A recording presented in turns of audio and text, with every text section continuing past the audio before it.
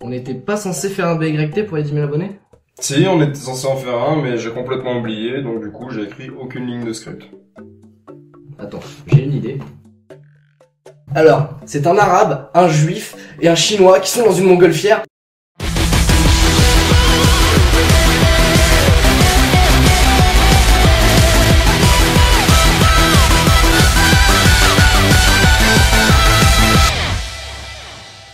Bonjour à toutes et à tous pour ce BYT très important. Et oui, j'insiste car pour nous c'est un BYT très important. Il y a plusieurs mois de cela, j'ai commencé à faire des vidéos dans ma chambre, sans en espérer grand chose. Faire des vidéos pour mon plaisir et peut-être pour les quelques personnes qui tomberaient dessus. Et maintenant vous êtes plus de 10 000. 10 000 putain. Alors entre-temps l'émission a évolué, les concepts se sont multipliés, Thomas m'a rejoint, on a rencontré plein de personnes fantastiques, et aujourd'hui, comme d'habitude, on va vous parler d'une chaîne YouTube. Sauf que ce coup-ci, on a décidé de parler de deux mecs qui pensent pouvoir fournir leur avis de façon honnête, mais néanmoins maladroite par moment. Faire une autocritique, c'était quelque chose qui me semblait nécessaire vu qu'on nous définit en tant que critique de vidéastes et de la sphère YouTube en général. Alors, on prétend pas être des experts, mais on affirme quand même détenir une certaine expérience dans le milieu. On a une vision particulière de YouTube, et comme vous pouvez le lire dans le petit pavé en début de chaque vidéo, notre point de vue est tout à fait personnel et n'engage que nous. Mais avant de me répandre en explication, on va commencer par une petite rétrospective dont la phase de recherche a été, j'avoue, quasi nulle. Alors, Edouard sans W de son prénom Edouard... Non, a lancé sa chaîne le 2 mai 2014 avec un concept de critique de vidéaste intitulé le BYT Show ou Break YouTube pour ceux qui connaissaient pas la signification du diminutif. Non mais si tu commences à parler de toi à la troisième personne, les gens vont te trouver pédant, c'est bon, laisse-moi faire. Son premier BYT portait sur une gameuse aux cheveux bleus dont il refuse désormais de dire le nom car elle a fait supprimer son premier épisode. Ce qui n'a pas empêché 3 jours avant la suppression de la vidéo d'être partagée par Mr. Enzor de l'émission Pause Manga qui lui a permis de grimper de 5 à 600 abonnés. Du mois de mai à la mi-août, il a continué les vidéos atteignant les 2000 abonnés. Il amena le concept des surplus où il présente de façon brève des chaînes découvertes au gré de ses vadrouilles virtuelles. Les surplus découlant d'ailleurs des 2 mini BYT Show pour ceux qui n'étaient pas au courant. Non mais en fait ça me saoule de parler de toi en disant il. Ouais, alors faut savoir que j'ai fait aussi le Zapping des Regrets, une émission où je me foutais ouvertement de gens qui avaient fait des vidéos que je trouvais pas terribles. J'ai viré ces vidéos, mais en gros si elles sont plus là, c'est parce que je me suis rendu compte que c'était pas cool pour les gens qui passaient dedans. IRL des fois c'est une pute, mais il apprend à se contrôler, promis. Début septembre, j'ai profité de l'occasion des 3000 abonnés pour justifier l'intérêt de la critique dans une vidéo, et fin septembre, j'ai lancé le concept des Mon Avis Sûr où je parle de vidéos et non pas de chaîne. D'ailleurs, j'en suis assez content car ça permet d'être plus free au niveau de l'écriture et ça change des BYT et des surplus. Et ce mois de septembre fut aussi l'occasion d'un BYT sur la chaîne Kikon de Kev Adams dont je dis vous vous en doutez le plus grand bien, avec la première apparition en prime de Thomas, mais alors juste en tant que mec fatigué parce qu'on sortait d'une LAN assez longue. Parce qu'on est des gros geeks 2.0 de ouf, un donf. Après, le premier épisode qu'on ait vraiment rédigé ensemble, c'était le BYT16 sur Cross, et je dois avouer que c'était un de mes préférés.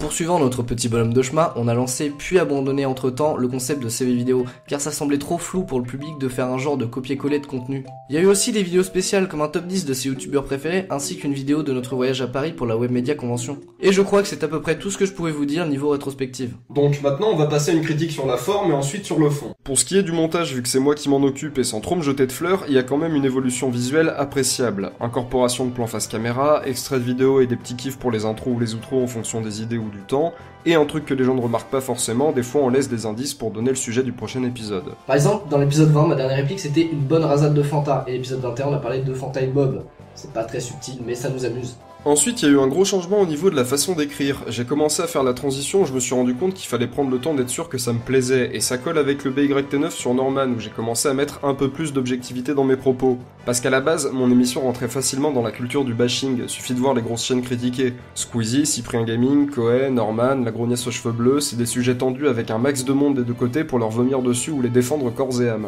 Cela étant, même si je trouve que l'émission s'est améliorée, il y a quand même des mauvais points qui persistent et dont on ne peut se débarrasser. Premier point, l'émission reste le point de vue de 2 individus. Vous êtes plus de 10 000 et c'est normal qu'il y ait des désaccords sur certains points. Ce n'est pas un avis général qu'on expose, mais celui de 2 connards lambda, en l'occurrence, nous. Ça nous apporte plus de légitimité ou de crédibilité le fait que vous soyez plusieurs milliers, mais en aucun cas ça fait de nous les détenteurs de la vérité avec un grand V. D'ailleurs, avancer le fait d'être critique, c'est bien parce qu'il faut un mot pour nous définir, sinon n'importe qui peut s'improviser critique sur internet. Et pour en revenir à l'objectivité qu'on ne possède pas ou alors qu'on possède partiellement, le fait d'être subjectif dans le fond apporte du grain à moudre, ça va pousser les gens qui regardent les contenus critiqués à remettre en cause leurs opinions. Par contre, des fois, on va favoriser des chaînes qu'on aime bien, on va mettre en avant les bons points tout en évitant d'insister sur les mauvais. Mais bon, la subjectivité rentre en jeu involontairement dans ce cas-là, et du coup, on cherche à faire des efforts. Par exemple, l'inquiété acide, vous pouvez dire qu'on les a sucés, pourtant on essaie de mettre en avant les points négatifs. Deuxièmement, on a un problème indépendant de notre volonté et de nos goûts, personnalités et opinions. Un problème commun à toutes et à tous, celui de la temporalité, le fait qu'une critique soit figée dans le temps à un moment donné. Et ça a deux effets très chiants.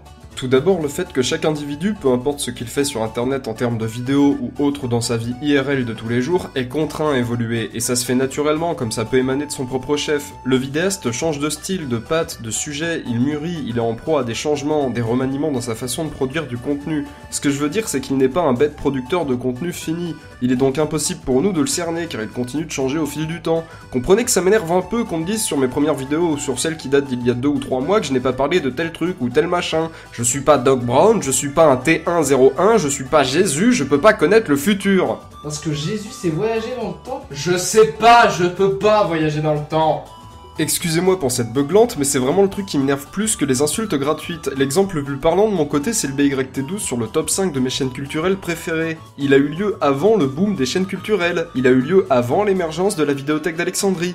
Putain, mais Codemu avait tout juste 3000 abonnés à l'époque, et Chris de Poisson Fécond n'était pas encore le mec qu'il est devenu maintenant. Aujourd'hui, si je devais le refaire, y a que Bruce d'y penser qui resterait dedans, et il n'aurait peut-être même pas la première place. Sauf qu'on n'a pas le temps de faire des mises à jour des BYT, et de mon point de vue, ça serait du foutage de gueule que de vous proposer des BYT mises à jour, ça ferait très vidéo meublage. Comme on vient de vous le dire, on ne va pas refaire le BYT12 sur les chaînes culturelles, ce qui nous amène au deuxième problème, les vidéos figées dans le temps. On est d'accord, les vidéastes évoluent, sauf que nous aussi on est des vidéastes. Du coup, nos avis, nos opinions et notre façon de voir et concevoir la plateforme et les youtubeurs qui la peuplent ont changé. Bah oui, les critiques aussi prennent de l'expérience. Vous comparez le BYT7 sur Cyprien Gaming qui est assez... Enfin, vous voyez, on trouve que c'est de la merde aujourd'hui. Et vous le comparez avec le BYT25 sur Antoine Daniel, il y a le fond et la forme qui ont sacrément pris du galon. C'est con à dire, mais il y a plein de choses qu'on faisait pas au début des BYT et au final, ça tient du bon sens. Comparer les différentes sources, penser à recenser les sites et les vidéos utilisées, accentuer les recherches en amont sur les personnages et leurs inspirations, utiliser un vocabulaire accessible aux néophytes mais qui ne soit pas trop simple pour les utilisateurs expérimentés, etc. etc. Après, j'ai vraiment du mal à donner d'autres exemples en termes d'amélioration de l'émission, mais mine de rien, c'est quand même compliqué d'avoir du recul sur ses propres créations. Et c'est pour ça qu'on a demandé à d'autres vidéastes, qui soient des amis ou de simples connaissances pour certains, de donner leur point de vue sur notre travail. Attention, la pertinence de leurs avis n'est pas garantie pour certains. Enfin, vous allez voir vous-même.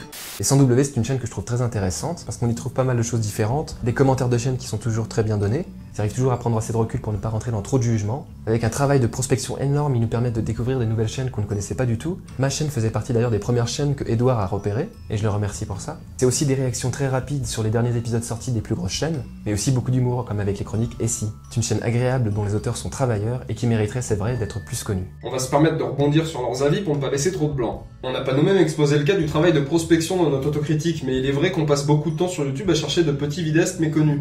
Et c'est beaucoup de hasard ou des recommandations des abonnés, ça aussi faut pas l'oublier. Alors, mon avis sur les 100W. Bon, autant vous le dire tout de suite, ça va être difficile pour moi de garder mon objectivité, étant donné que ce sont des amis, mais je vais faire de mon mieux. Déjà, on va pas trop s'attarder sur le fait qu'ils filment leurs vidéos avec un iPod et un petit support fabriqué avec des Lego, parce qu'il faut avouer que le reste rattrape largement la qualité d'image. Bon, après l'image est pas dégueulasse non plus, hein, mais les mecs, un iPod quoi. Waouh! Plus sérieusement, on peut souligner un montage très bien rythmé et qui dessert très bien le propos de chaque émission. Et je me dois aussi d'aborder le choix des vidéastes présentés. Parce qu'on peut pas dire qu'Edouard et Thomas restent attachés à un seul type de vidéo, non. Podcast, gaming, critique, chronique, tout le monde y passe. Et franchement, faut avouer que c'est plutôt cool de voir une telle diversité dans les sujets abordés. Et je vais aussi aborder ce qui est à mes yeux le point fort de la chaîne des 100W, à savoir l'écriture de leurs vidéos. C'est vrai, je trouve qu'ils ont un propos toujours pertinent, tout en gardant toujours une petite part d'objectivité qui fait du bien par où elle passe.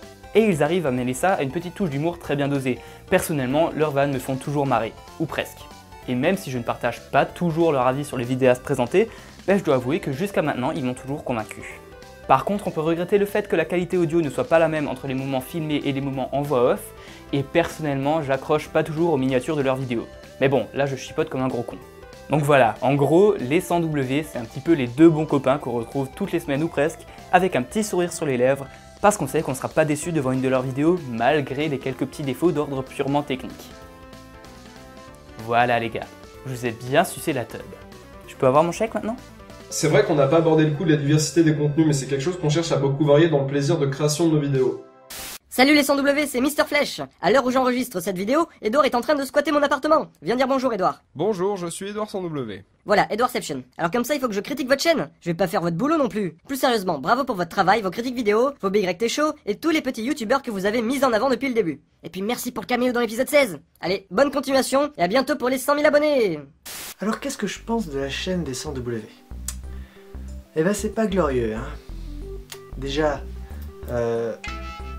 voilà, déjà mon téléphone sonne, hein. Voilà. Ils ont une très bonne émission, alors là, franchement, n'importe quoi. Ils s'échinent à présenter des vidéastes, autant des vidéastes populaires que des vidéastes pas du tout connus. Ça franchement, je comprends pas l'intérêt. En plus, mais l'image qu'ils ont, quoi. Le montage est bien fait, mais c'est du foutage de gueule, le montage. Il est très bien fait. Et ouais, c'est filmé avec un iPhone. L'image est dégueulasse, ça c'est bien. C'est ce qu'on veut, une image dégueulasse. Le son aussi, de temps en temps, quand ça en voix off, le son, il est vachement bon. Et c'est n'importe quoi. Mais autant quand ils sont face cam, j'imagine que c'est le son de la caméra. Et du coup, le son est dégueulasse. C'est bien, c'est ce qu'on veut. Des choses dégueulasses. On aimerait bien qu'ils se mettent à poil de temps en temps. On a vu des poils, mais voilà, on en veut encore plus. Je pense que ça manque de sexe. Je vois bien Edouard et Thomas faire des trucs. Genre, je sais pas, des trucs avec leur langue et leur nombril, comme ça. Mais sinon c'est bien, c'est du foutage de gueule, c'est bien. C'est franchement n'importe quoi. Franchement, je suis pas fier. Et d'ailleurs, une fanfiction Yaru est disponible dans la description. Ne nous remerciez pas. Les vidéos sur YouTube devenant des médias comme les autres, elles deviennent des sujets d'études comme les autres. Il est important de pouvoir les analyser, en parler de leur évolution. Et pour cela, vous avez deux solutions. La première, c'est d'écrire des articles ou faire des vidéos, comme c'est le cas d'Edouard sans W, afin d'afficher votre point de vue de façon claire et évoluer. La deuxième, c'est d'en parler sur Twitter, de faire du clash, du buzz, de dire qu'un tel c'est un gros connard, de balancer des rumeurs, de faire du personal branding, voire même de lécher la gueule de certains autres youtubeurs, afin d'être connu, ce qu'on appelle plus conséquemment le YouTube Game. C'est pour cela que je préfère la première solution et par conséquent j'aime bien la chaîne d'Edouard sans W, même si je n'ai pas vu toutes les vidéos qu'il a fait. Et d'ailleurs à ma connaissance il n'a jamais parlé de moi ni même de la chaîne de Voxmaker. Pour le coup on est plutôt neutre. Salut les camarades. Alors moi personnellement j'adore votre initiative parce que je suis un peu dans la même optique. J'aime partager, j'aime faire découvrir. Et je pense que sur Internet, sur YouTube, il y a beaucoup de gens qui se défoncent, qui font du très bon boulot, qui fournissent énormément d'efforts, de régularité, et malheureusement, vu que YouTube c'est assez injuste, et ben, ces personnes-là ne ressortent pas, elles ne sont pas connues, alors qu'elles devraient récolter un peu les fruits de leurs efforts. Et je trouve que votre initiative, elle est géniale, parce que justement, elle permet de faire découvrir des gens qui, comme ça, ont besoin de se faire un peu connaître pour aussi les motiver et continuer leur programme. Donc voilà, c'est génial, continuez et puis voilà, ça marche bien et j'espère que ça va marcher encore mieux pour vous et puis pour les autres. De 1, on bande, merci beaucoup. Et de 2, c'est vrai que YouTube c'est assez injuste. Du coup, même si on est des petits vidéastes, on encourage tous ceux qui disposent d'une certaine notoriété à partager des vidéastes méconnus. Ça fait avancer tout le monde et ça c'est bien. Ouais, c'est bien. C'est bien. Salut à tous, on m'a demandé de donner mon avis sur le travail des 100W. S'ils n'ont pas de W déjà, ça veut dire que ils peuvent avoir les 25 autres lettres de l'alphabet. Attendez, il y a un courant d'air, il y a ma porte qui s'est ouverte. Mais comme j'ai perdu la fiche où j'avais noté les idées, je vais plutôt vous parler de Game of Thrones. Alors le manuel il a l'air plutôt complet, ça répertorie beaucoup de youtubeurs qui habitent à Westeros. Alors il y a Geoffrey Baratheon, le roi sur le trône de fer, Stannis Baratheon, le roi du Détroit, il y a Renly Baratheon, le roi de Haut-Jardin. Je vais quand même demander l'aide d'un ami pour m'aider. Mais alors qu'est-ce qu'ils font les 100W? Bah c'est simple, les 100W, c'est des mecs qui font des vidéos. Ah, bah je savais pas. Moi je pense que c'est surtout parce qu'ils étaient partis l'autre fois. T'as vu, les pièces de 50 centimes elles sont jaunes, alors que les pièces de 5 centimes elles sont rouges. Ouais, moi je suis plutôt d'accord, parce que j'aime bien quand ils arrivent. Moi je suis pas d'accord avec toi, parce que l'autre fois, quand j'ai pris ma voiture, et ben il y avait un mec que j'ai renversé. Vous avez vu, il y a un chat là. Ah ouais, c'est vrai, il y a un chat. Voilà, c'était mon avis sur les 100W. J'ai trouvé que c'était bien. Abonnez-vous à ma chaîne parce que Au revoir. Yo les 100W, bien joué pour vos 10 000 abonnés. Alors 10 000 abonnés, ça fait beaucoup. Et c'est pour ça qu'en fait, ma critique ne sera pas une critique, mais plus une suggestion. Vous êtes là pour critiquer des chaînes YouTube et c'est très bien. Mais ce qu'il faut savoir, c'est que plus vous avez d'abonnés, plus vous avez d'impact sur ces chaînes YouTube que vous critiquez. Et a fortiori, les petites chaînes YouTube. Donc être objectif c'est bien, c'est même très important, mais il faut vraiment faire gaffe à l'impact que vous avez sur ces petites chaînes YouTube qui débutent et qui forcément ne sont pas parfaites. Encouragez-les à progresser. Un conseil appréciable mais qu'on applique déjà depuis le début, enfin pas de façon trop prononcée non plus dans les BYT. C'est plutôt les surplus qui font office de vitrine pour les petites chaînes. Mais promis, on continuera à encourager les gens motivés. J'espère que vous avez apprécié ces passages de quelques vidéastes qui ont accepté de donner leur point de vue, car nous ne souhaitons pas vous donner de conclusion exceptionnellement pour cet épisode, car dans cet épisode, les 100W, c'est vous. On estime que c'est pas à nous de donner une conclusion sur notre travail, mais à vous de vous faire votre propre avis en fonction de votre ressenti personnel. Car on n'est pas omniscient, on est juste des monsieur tout le monde un peu plus mis en avant que les autres. Sur ce, c'était le BYT27 et j'espère qu'il vous aura plu. Si vous l'avez aimé, n'hésitez pas à le partager sur les réseaux sociaux, à laisser un like et un commentaire, et à vous abonner si ce n'est pas déjà fait. On vous remercie une fois de plus d'être toujours aussi nombreux et mignons, ça nous fait chaud au cœur de vous savoir derrière nous. Sur ce, à la prochaine tout le monde.